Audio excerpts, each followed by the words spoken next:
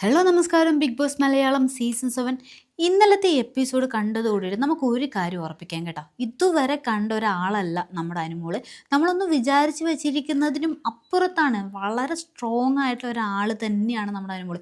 ഈ പാറ പോലെയൊക്കെ ഉറച്ചു നിൽക്കാന്നൊക്കെ പറയുന്നില്ലേ, അങ്ങനെ ഒരു കണ്ടസ്റ്റൻറ്റ് തന്നെയാട്ടോ അനുമോള്. നമ്മൾ പലപ്പോഴും കണ്ടിട്ടുണ്ട് അവരത് പറഞ്ഞു അവരിത് പറഞ്ഞു എന്നൊക്കെ പറഞ്ഞിട്ട് ഇങ്ങനെ അവിടെ എവിടെയും പോയിരുന്ന് കരയുന്ന അനുമോളെയൊക്കെ നമ്മൾ കണ്ടിട്ടുണ്ട്. പക്ഷെ അന്നൊക്കെ കണ്ടപ്പോൾ നമ്മൾ വിചാരിച്ചു നമ്മുടെ അനുമോൾ എന്ന് പറയുന്നത് മെൻ്റലി വളരെ വീക്കായിട്ടുള്ള ഒരു വ്യക്തിയാണ് എന്ന്. പക്ഷേ സത്യം അതല്ല കേട്ടോ. ലാലേട്ടൻ പറഞ്ഞത് തന്നെയാണ് സത്യം. ഇവിടെ ഇന്നലെ നമ്മൾ കണ്ടതാണ് നമ്മുടെ അനുമോൾ ഇങ്ങനെ പാറ പോലെ ഉറച്ചു നിൽക്കുവാണ്.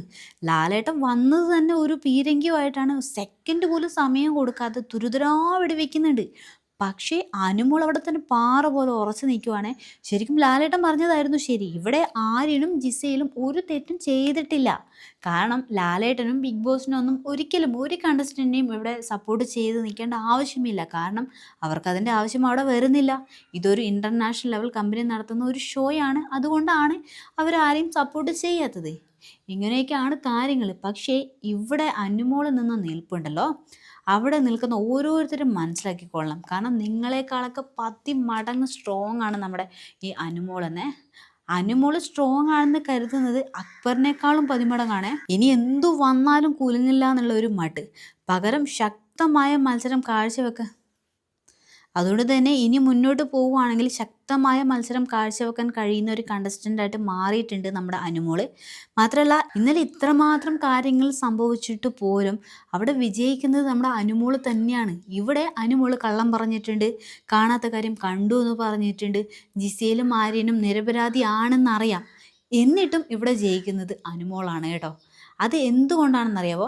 അനുമോള് പറഞ്ഞതിൽ തന്നെ അടിയുറച്ച് നിന്നിട്ടുണ്ട്. എന്നത് മാത്രമല്ല ഇവിടെ അനുമോളെ സപ്പോർട്ട് ചെയ്ത് നിന്നവർക്ക് പലരെയും, അതായത് നമ്മുടെ ബിഗ് ബോസിനെയും ലാലേട്ടനെയൊക്കെ കുറ്റപ്പെടുത്താനുള്ള ഒരു പിടിവള്ളി ഇട്ട് കൊടുത്തിട്ടാണ് അനു ആ ഒരു നിലപ്പ് നിന്നത് കേട്ടോ. ഇവിടെ ഒരു കാര്യം ഉറപ്പാണ്, അസാധ്യമായ ഒരു മെൻ്റൽ സ്ട്രോങ് നമ്മുടെ അനുവിനുണ്ട് എന്നത് കേട്ടോ. മറ്റെല്ലാവരും ഇവിടെ മറ്റുള്ളവരൊക്കെ ആയിരുന്നെങ്കിൽ സത്യം പറഞ്ഞാൽ മുട്ടിടിച്ച് പോകുമായിരുന്നു. കാരണം അവിടെ അവൻ്റെ തോൽവി സമ്മതിക്കുകയും ചെയ്യുമായിരുന്നു. കാരണം നമ്മൾ കഴിഞ്ഞ സീസണിൽ നമ്മൾ കണ്ടതാണ്, നമ്മുടെ സിബിൻ ഉണ്ടല്ലോ, സിബിന് ഇതുപോലൊരു സ്റ്റാൻഡിൽ അങ്ങ് ഉറച്ചു നിന്നു, അവസാനം പിടിവിട്ടു പോയി. ഇതുപോലൊരു ഇൻസിഡൻറ്റ് ഉണ്ടായപ്പോഴാണ് നമ്മുടെ സിബിൻ അവിടെ തകർന്നു പോയത്. എന്നാൽ ഇവിടെ സിബിൻ അല്ല സത്യം പറഞ്ഞാൽ അനുമോള് കേട്ടോ.